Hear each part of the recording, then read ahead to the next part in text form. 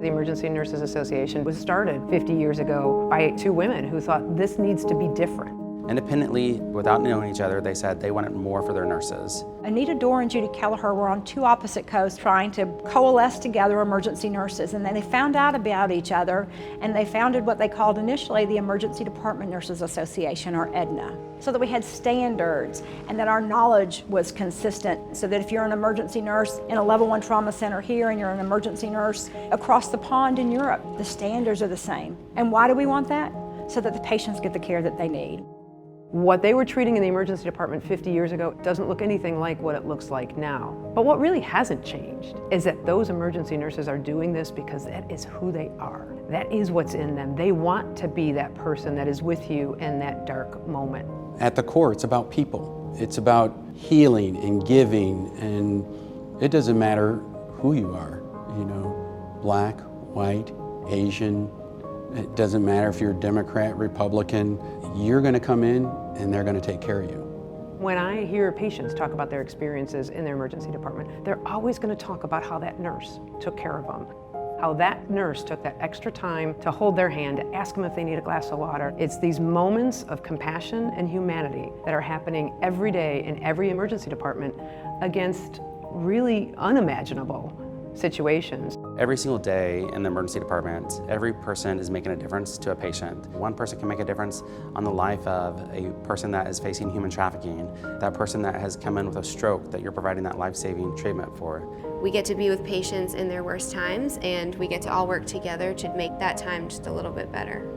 Emergency nurses, we see the best of the best and the worst of the worst. And having pediatric cardiac arrests and then having to go home and take care of your own children, it's a lot.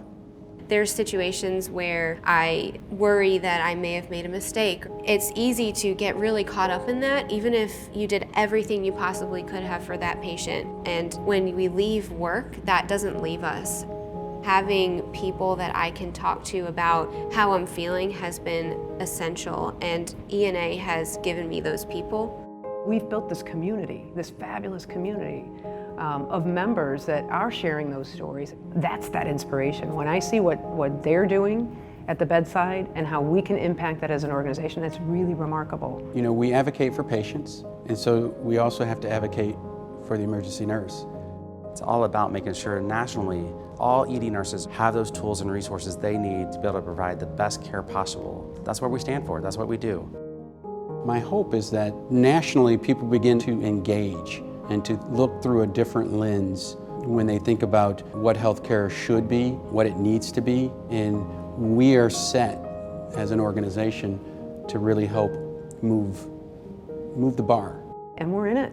We're in it for a long period of time. We've been there 50 years ago. We are excited about being able to be the voice, to continue to share those experiences, and how can we as an organization continue to increase that support?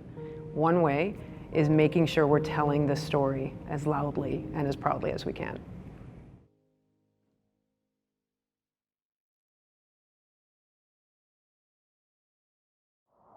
St. John's Emergency Room, please go ahead. Everything you see in the news today, you get in this ER. The traumatic events, the gunshot wounds. I got a kid, It's man. okay. What hurts the most right now? Your head? We put Band-Aids on a lot of the big issues that we can't fix. We had one patient that overdosed 5 times in one day. You just have to be ready on an everyday basis. We are the safety net. There is no other place for them to turn, and so they come to us. Truly, your ability to care for another in their greatest moment of need is in an emergency department. Tack to the trauma room, tack to the trauma room. As emergency nurses, we are on the front line. We're probably the best thing that's happened to them on their worst day. Our communities are struggling. Our people are struggling. COVID just amplified what doesn't work. It's about as real life as you get.